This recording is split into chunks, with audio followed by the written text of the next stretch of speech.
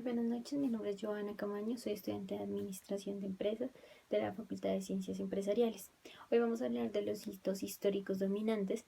Son acontecimientos históricos, valga la redundancia, que marcan un punto de referencia pues en este caso son llamadas de evidencias del dominio de un país sobre otro. El primer hito histórico se presenta en el siglo XVI, en la época del descubrimiento, donde se crearon las periferias, que eran los dominados, y los dominantes eran las metrópolis, o así eran llamadas. Allí se originó la fractura o la división de la ideología en dos, la ideología del trabajo. Aquí se dio también la división del trabajo, se notó que las periferias tenían que realizar compra de sus mismos productos, pero ya industrializados, sí a un precio más elevado.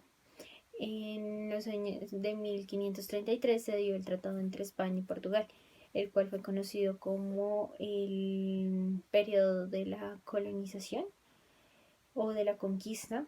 En esta época se dio también la revolución industrial. Posteriormente se dio el Tratado de Versalles, donde se distribuyó como tal las colonias, se repartieron estas y se fijaron como los mandatos a los territorios coloniales, cómo se iba a generar como tal el poder en estos territorios. En 1949, la era del desarrollo, se adopta como tal esta denominación, dado que el presidente Trump, bajo un discurso que dio, manifestó los países desarrollados y los países subdesarrollados. Ahí es donde entramos nosotros como país subdesarrollado, en donde se evidencia que los países desarrollados toman como tal los bienes de los subdesarrollados para generar más riquezas. Posteriormente se dio la teoría del despeje, se da en 1970, se evidencia que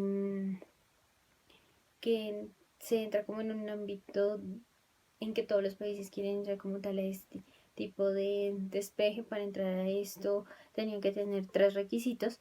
Los países o los que quisieran entrar como tal a esta teoría o tener como una ayuda económica debían tener alta productividad agrícola, grandes o bastantes mercados, estabilidades políticas. Se buscaba al ingresar en este punto es la estabilidad de cada una de las naciones o países. En el 2013, o perdón, 2003, el Banco Mundial clasifica como tal a los países pobres o ricos, o sea, como la clasificación entre pobres y ricos. Y por último, la privatización de los bienes,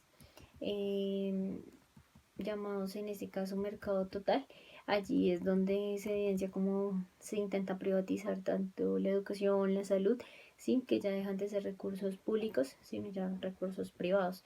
Teniendo en cuenta todo esto y con base al aporte que dio Juan Pablo II, durante todo el tiempo estamos generando cambios e innovaciones, estamos afectando en gran cantidad el desarrollo social. Cada pequeño cambio que se realice en cualquier momento de la vida, ya sea un cambio político, sea un cambio cultural, todo esto va enfrascado en que más adelante vamos a generar algún tipo de modificación, ya sea económica o política. Ya sean afectaciones buenas o malas, siempre va a llevar a cabo un dominio entre lo que nosotros hagamos puede generar algún tipo de impacto con algunos países o alguna nación.